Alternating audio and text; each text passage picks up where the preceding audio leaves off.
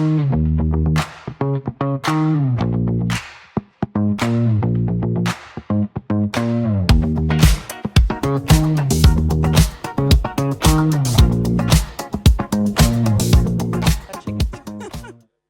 the age of AI, I'm touching my laptop so it doesn't go to sleep mode. But AGI is here soon, so maybe it will do it. Okay. Anyway, so I started thinking like we have to find other ways. So I went to think through the first principles of other systems and ecosystems.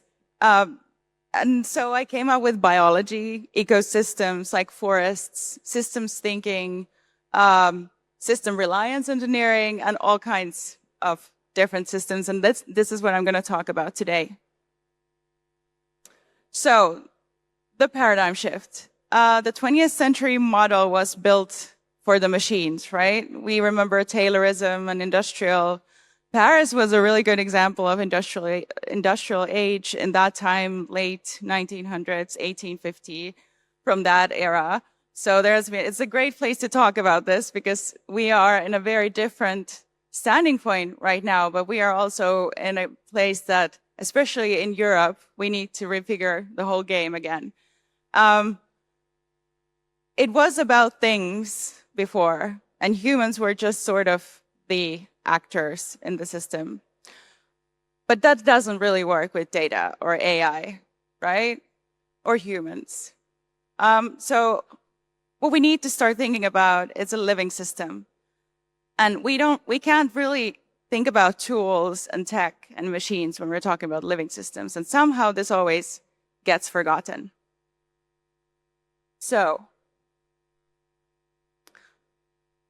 we were sort of in a hybrid transition, or are at the moment, going towards a biological era, which means that at one point, this is hard for all the senior developers at the moment, but it's going more towards of the abstraction of language, intention, maybe thoughts in the future. So you don't have to be the best programmer anymore, but you have to be able to think clearly, critically, and express your thoughts. And this is the lineage that I'm seeing right now. And we are very, very lost in ourselves as people and humans, what we're feeling, what our nervous system is saying as teams, because we're working on the teams, video calls, we're not even seeing or touching humans anymore. So what I'm afraid of is that do we know how to be humans anymore when the machines are doing the things for us that we don't do anymore? It's going to be it's going to be an organizational crisis because we have to start working together with AI, but together. So how can we what kind of solutions could we find?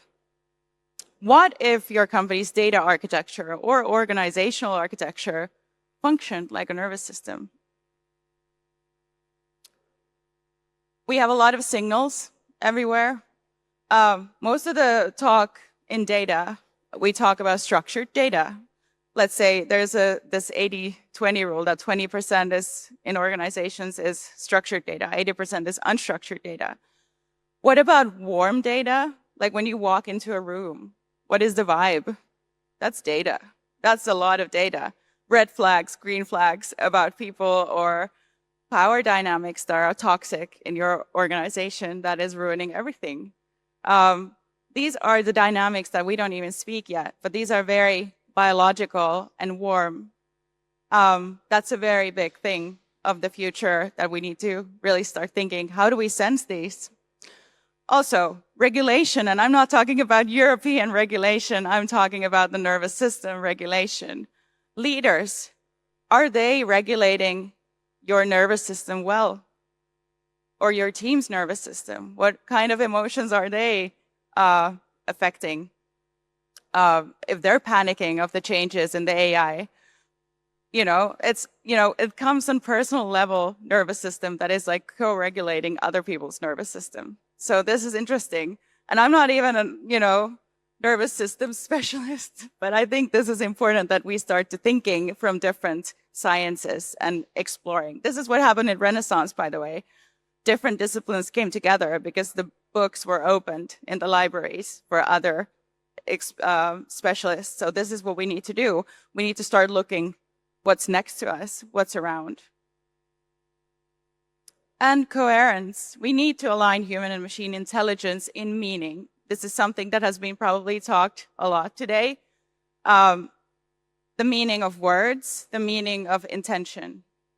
How do we align that through the whole organization? If it's a small organization, it's easier, right? But if it's a large corporation, how do we align that? So all these variables are affecting. So these are the variables that I have in my research for, well, I've been working in this field over 15 years between data, systems, people, processes. So, and with myself, we all have to deal with ourselves in the end of the day and our nervous system and how we regulate ourselves. So these are the variables, and I'm going to go forward and talk about more of them. I'm not going to go too deep into this, but Netflix has built a really good business model as a sensory system, sensing system. There's real-time information streams. They're constantly testing and constantly integrating those streams of information. They're testing their users' experience, and that's emotional regulation, external, but you can also do that as an internal process. And collective intelligence, you learn and you innovate from those feedback loops. So I think it's a good example, but you should also think about this internally as a human level, team level, organizational level. So yeah, as I said, I'm not a neuroscientist. There are these 3 disciplines that are affecting this, and we need to start thinking, how do we synthesize this? So cybernetics, obviously. Polyvagal theory, so going back to the human regulation and nervous system, and then organizational design. And how do we work together as humans and machines? Not going to go too deep into that. I have only 25 minutes, but I really highly recommend reading about these topics. Okay, this has been something that I've been talking about lately, and people have really thanked me for this, because this is something we can all affect in where we are. So let's say there's a signal.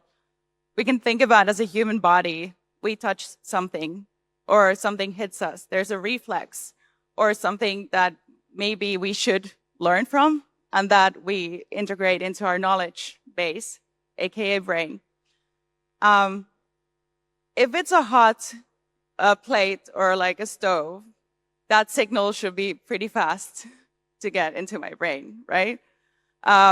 Would you say your organization is reacting or learning as fast as they should when there is something that is threatening their business or you or your customers? This is something that we have forgotten this because we have built all these castles of hierarchies and organizational drama and bureaucracy, because that's what we need when we start getting organized, right? Some structure is good, but we have also built way too much structure because data and information doesn't look at structure. It's a signal. It's a signal looking for compression and interpretation and action. Sometimes it doesn't even find where it should go because nobody's owning it. Nobody's owning the process. There's no accountability of that signal. And who should take care of that signal? Does anyone even know that there is a signal? Is somebody even listening? Signals and latency. The latency, how long does it take to cause an action or cause a learning? And this is something that should be taken very seriously because this is, in the end of the day, this makes the efficiency leap go faster.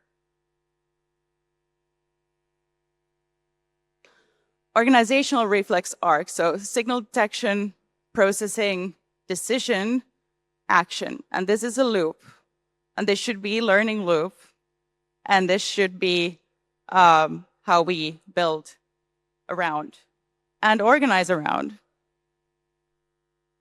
Now, when we have humans and AI or agents, we need to start thinking, okay, what if this is a loop? and there's actions, there must be guardrails as well. So there needs to be decision boundaries. So we need to bring some structure into this, and this is also accountability. But what we have in my company, Aegeon, we are now building runtime governance. So we are building this decisions and the governance into the runtime. So it actually accelerates the action. So the governance is not somewhere as a PDF.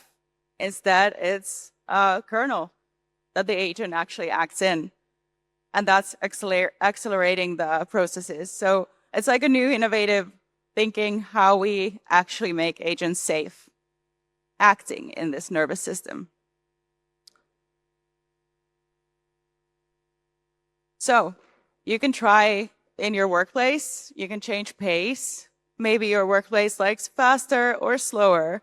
How do you recover value? Sorry, my voice. And also feedback loops. It's a very different organizational process to think in loops or systems compared to the process flows or value flows. And also leadership. We're used to leaders who want to control, but we need leaders who know how to regulate the team's nervous systems.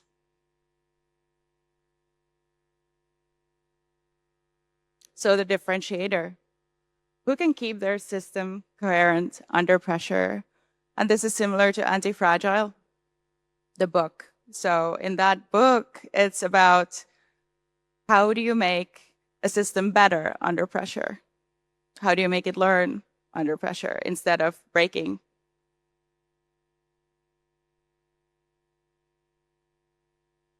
And there are 5 components in this. There's the signal, but we need to understand the meaning, and we need to share that meaning fast. Whoever needs to know that meaning, we need to all agree. And you all know what this means in technical. You probably heard of today enough technical things, but I'm not going to go too deep into that. But the meaning needs to be shared, and it needs to be structured. Compressed, you can kill tens of dashboards nobody's looking at. But if the person needs to make a decision, like a nurse in hospital, they need information X, Y, Z. They don't need a dashboard. Make sure they get that information when they are making that decision. So the signal and action align. And prediction, we can learn, but make those predictions actionable. So often there are anti-patterns in this, and often it's about meaning drift. We think about everybody's priorities are different. So even in vocabulary, priority means different. Risk means different. Decision-making is very opaque. It's in Slack threads. It's not auditable at all. And we have too much information. We're not sure about the boundaries of what should be done. So these are all discussions that we all need to have. I would start just defining the most important words all of your domains are using and really aligning what they mean. This can be an Excel or a spreadsheet, by the way. It's more about the conversation. It can be a Post-it. Have the conversation, start from there. And start building those signal, decision, action, learning loops. Fix one next month. That's how you do this work, right? We all know that it's not like a magic bullet, but it's continuous refinement work. And like every Monday, every Tuesday, have 15-minute talk. What did we predict? What actually happened? Compare that. What surprised us?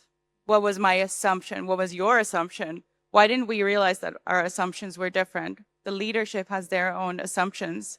We're not, we don't have an epistemic layer that says what our assumptions are as persons, teams, or leadership level.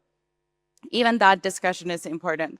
I'm assuming something because of my background. You're assuming something, and that's fine, but we need to talk. What are you assuming? and what do we need to change? And what does a good look like?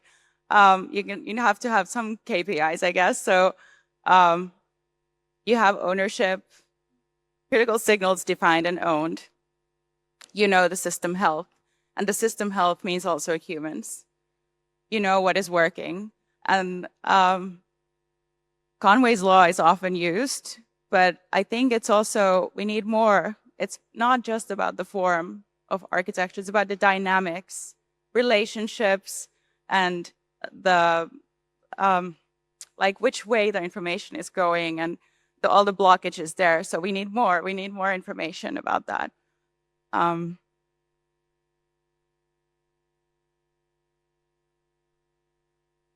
So my ending thought today is that build systems that feel as well as they think. Thank you. And I'm open for questions as well. Here's my LinkedIn. Thank you.